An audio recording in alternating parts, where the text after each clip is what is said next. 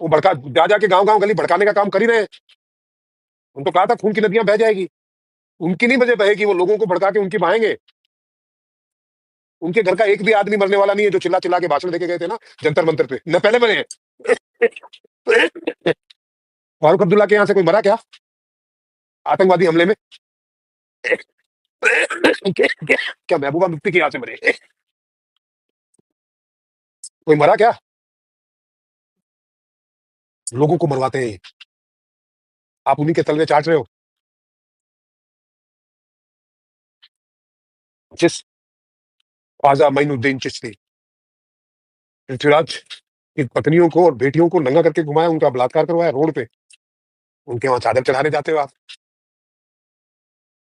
इंदिरा गांधी ने साधुओं पे गोलियां चलाई थी, आपने उसकी गवर्नमेंट और बहुमत से बना के दी। सोनिया गांधी ने क्या किया है? पूरे रीजन से हिंदुओं को खत्म कर दिया, नेपाल को सेकुलर कंट्री बना दिया, नॉर्थ ईस्ट को पूरा कन्वर्जन कर दिया, और आप 99 सीटें दे मत करो। अभी सारा उन्होंने बजट ही मुसलमानों के हिसाब से बना, हिंदुओं के लिए कुछ है नहीं उसमें। और वो बोले संविधान भी बदल देंगे, मुसलमानों के लिए बदलना पड़ा तो। जो कह रहे थे कि भारतीय जनता पार्टी संविधान बदल देगी, आरक्षण खत्म कर देगी, उन्होंने मुसलमानों को आरक्षण दिया और लिंगायत और वोकालिंगा का आरक्षण खत्म किया, और वही संविधान बदलने की बात कर रहे हैं जिनको आपने वोट दिया। कभी ये जंतर मंतर पे सभा करके डराते हैं, कभी सुप्रीम कोर्ट डराता है।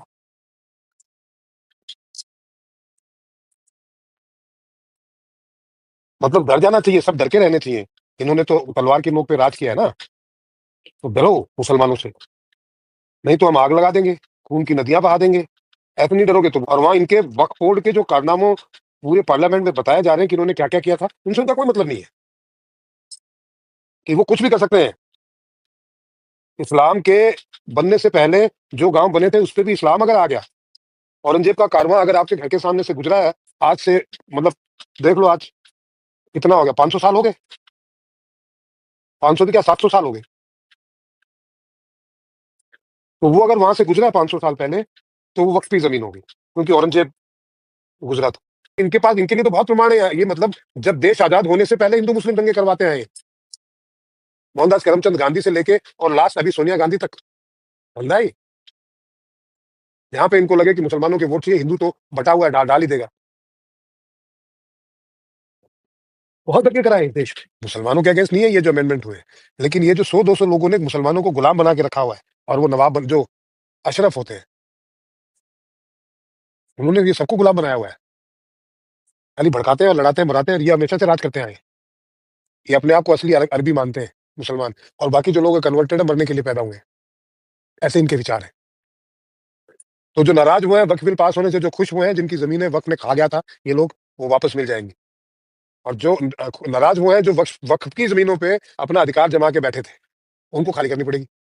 जैसे ओवैसी की सारी यूनिवर्सिटीज वक्फ की जमीनों पे है, और तो और यूनिवर्सिटीज उसकी वक्फ की जमीन पे बनाई हुई है, और उसमें जितने लोग कर्मचारी काम करते हैं उसकी तनख्वाह वक्त देता है और प्रॉफिट वो लेता है। तो वो नाराज नहीं होगा क्या? ऐसे मदनी ये खा के बैठे हैं वक्फ की जमीनें, बेच देते हैं ये। 10 लाख रुपए गज की जो जमीन है उसको 10,000 में बेच देंगे, बाकी अंदर से ले लेंगे। तो ये नाराज नहीं होंगे, भड़काएंगे नहीं? क्या बात कर रहे हो यार?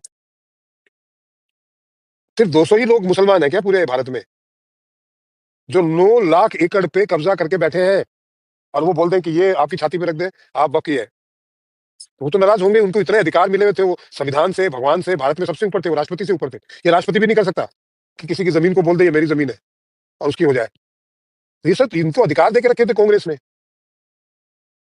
वो नाराज नहीं होंगे? गुरु राहुल गांधी और प्रियंका गांधी ने रामनवमी की शुभकामनाएं दी है क्या आपको? राम से वैर देखो कितना है। ये अंदर से राम को नहीं मानते, सारे मुसलमान हैं।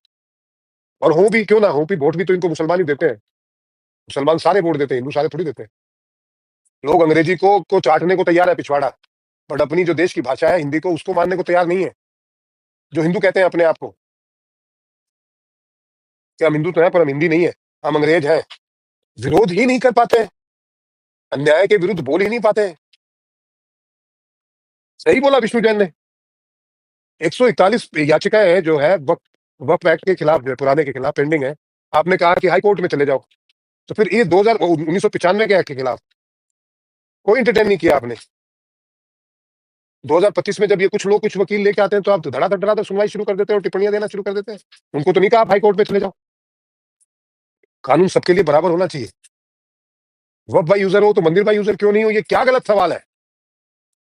कौन बांट रहा है देश के लोगों को धर्मों में? सही कहा निशिकांत दुबे में, सुप्रीम कोर्ट बांट रहा है। वक्फ और मुसलमानों के लिए अलग ट्रीटमेंट और हिंदुओं के लिए अलग ट्रीटमेंट। बटेंगे नहीं, लोगों को तकलीफ नहीं होगी।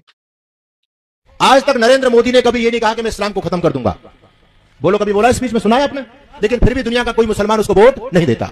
राहुल गांधी अपने प्रवचनों में कई बार भाषणों में कह चुका है कि हमारी सरकार आएगी तो हम हिंदुत्व को खत्म कर देंगे, फिर भी ये बेवकूफ गद्दार हिंदू उसको प्रधानमंत्री बनने में लगा हुआ है।